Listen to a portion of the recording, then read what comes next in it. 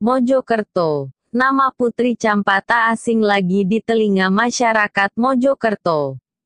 Makamnya di desa, Kecamatan Trowulan, hingga kini masih dirawat dengan baik. Istri Raja Brawijaya kelima ini menjadi cikal bakal tersebarnya ajaran Islam di bumi Majapahit. Kisah Putri Campa dan masuknya Islam ke Majapahit ditulis pemerhati sejarah Mojokerto, Saiful Amin dalam bukunya, Babat Keruntuhan Majapahit Invasi Raden Patah Suatu Kemustahilan Sejarah. Berdasarkan literatur puja sastra sejenis babat atau serat, Prabu Brawijaya kelima menikah dengan putri dari Kerajaan Campa. Putri Campa itu hadiah dari Raja Campa Indravarman ke-6 sekitar tahun 1428 Masehi, tulis Amin dalam bukunya yang dikutip Detik.com, Rabu, tanggal 8 Mei tahun 2019. Amin menjelaskan, Putri Campa bernama Darawati atau Dwarawati. Dia dikirim ke Majapahit saat berusia 17 tahun. Darawati menjadi istri selir dari Prabu Brawijaya kelima atau Dyah Kretawijaya sejak 1430 Masehi. Putri Campa bukan putri bangsawan atau putri raja, sehingga hanya menjadi istri selir Brawijaya v. Terangnya, keberadaan Putri Campa yang menjadi istri raja, mengundang imigran asal Campa datang ke Kerajaan Majapahit.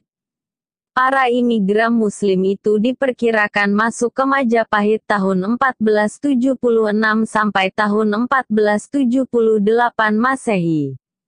Agama Islam sudah dianut sebagian kecil masyarakat Campa sejak abad 11.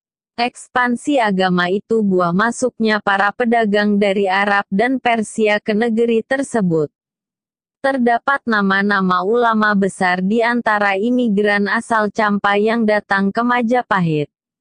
Antara lain Raden Rahmat atau Sunan Ampel, ayah Raden Rahmat Makdum Brahim Asmara atau Ibrahim Asmara Kandi, Raden Santri Ali, Raden Ali Murtolo, serta Raden Burereh. Masuknya imigran Muslim asal Campa ke Majapahit disebut dalam puja sastra Jawa, Madura maupun Sunda, baik berupa babat maupun serat. Tujuan mereka untuk menemui kerabat dekat yang menjadi istri raja, Putri Campa, sekaligus mencari suaka politik. Serat Wali Sana menyebutkan, para imigran itu dilarang kembali ke Campa oleh Prabu Ranawijaya. Karena kerajaan mereka hancur oleh kerajaan Kochi, terang Amin dalam bukunya. Berdasarkan babat Tanah Jawi, para imigran Muslim itu dipimpin Makdum Brahim Asmara, ayah Raden Rahmat. Makdum Brahim keturunan Nabi Muhammad yang menikah dengan orang Campa. Dia berasal dari Tiulen, kepulauan kecil di tepi timur Laut Kaspia, masuk wilayah Kazakhstan, timur barat Laut Samarkand. Serat Wali Sana menyebutkan, sebelum masuk tiba di ibu kota Majapahit, rombongan imigran singgah di Palembang. Saat itu Palembang dipimpin Adipati Arya Damar. Persinggahan mereka membuat Arya Jinbun, putra Raja Brawijaya kelima dari selir asal China, menganut Islam. Arya Jinbun kala itu diasuh oleh Arya Damar. Saat memeluk Islam, dia berganti nama menjadi Raden Patah. Raden Patah yang kala itu berusia sekitar 30 tahun, mengantar rombongan imigran ke ibu kota Majapahit. Namun, Makdum Brahim wafat saat sampai di Tuban. Sampai di ibu kota Majapahit yang saat itu berada di Daha atau Kediri, Raden Patah membawa rombongan menghadap ke Prabu Dyah Ranawijaya.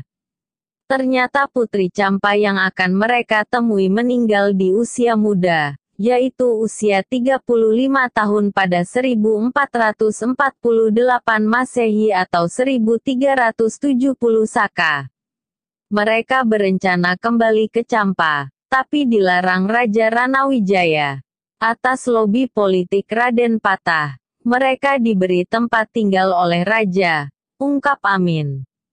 Kedatangan imigran Muslim asal Campa itu membuat Prabu Ranawijaya menggagas pendirian masjid.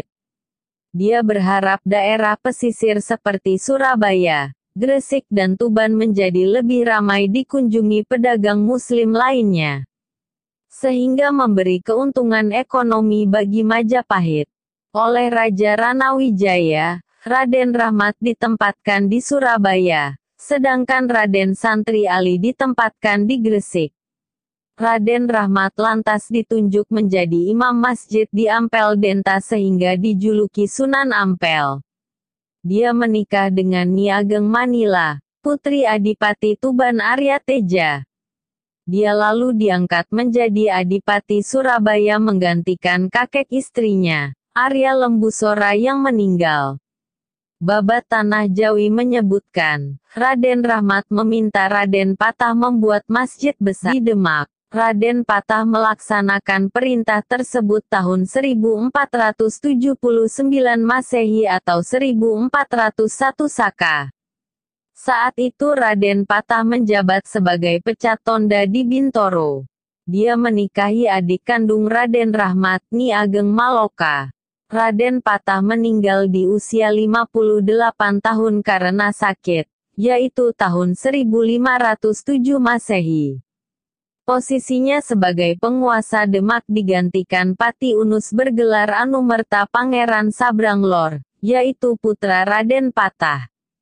Sementara di Majapahit, tahun-tahun 1510 sampai tahun 1511 Masehi Raja Ranawijaya tutup usia digantikan Prabu Udara.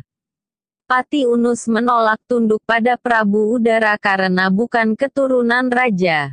Sedang dirinya keturunan penguasa Majapahit dari garis Brawijaya v.